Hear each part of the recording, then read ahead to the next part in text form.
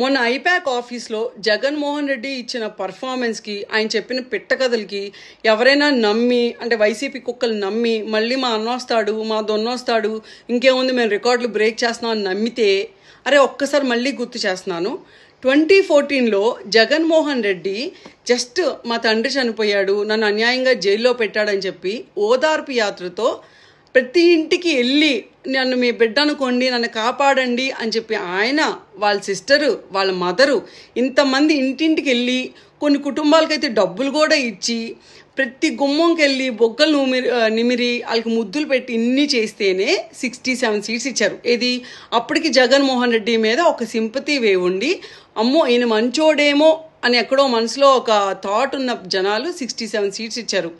ఈ 5 ఏళ్ళు పాలన చూసి ఈ జగన్మోహన్ రెడ్డి ఈ సింపతి ఫేస్ వెనకాల ఒక మృగం ఉంది, ఒక ఉన్మాదున్నాడు, వస్తే రాష్ట్రాన్ని ఏ రకంగా నాశనం చేస్తాడో స్వయంగా చూశారు, అనుభవించారు కూడా ఆ కష్టాన్ని.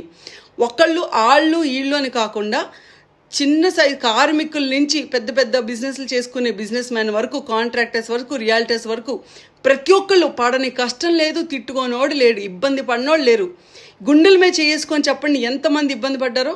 అంటే వీళ్ళందరూ కసిగా వచ్చి ఓటేసినా సరే మీకు ఓట్లు వస్తాయని చెప్పి అనుకోవటం, ఇది సొంత చెల్లి సొంత తల్లి బయటకు వచ్చి మా అన్నయ్యే మా బాబాయిని చంపారు వీడికి ఓటు వెయ్యొద్దు ఇది ఒక దుర్మార్గపు పార్టీ అని చెప్పి వాళ్ళే స్వయంగా చెప్తున్నారు.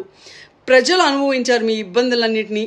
ఇంత జరిగాక కూడా ఇంకా మేమేం వస్తామో మా సీట్లు పెరుగుతాయి 150 కన్నా, అరే రాసి పెట్టుకోండి ఆ రోజు 67 వచ్చినాయి కదా అక్కడి నుంచి మీ కౌంట్ డౌన్ షురు కిందకి వెళ్తుంది.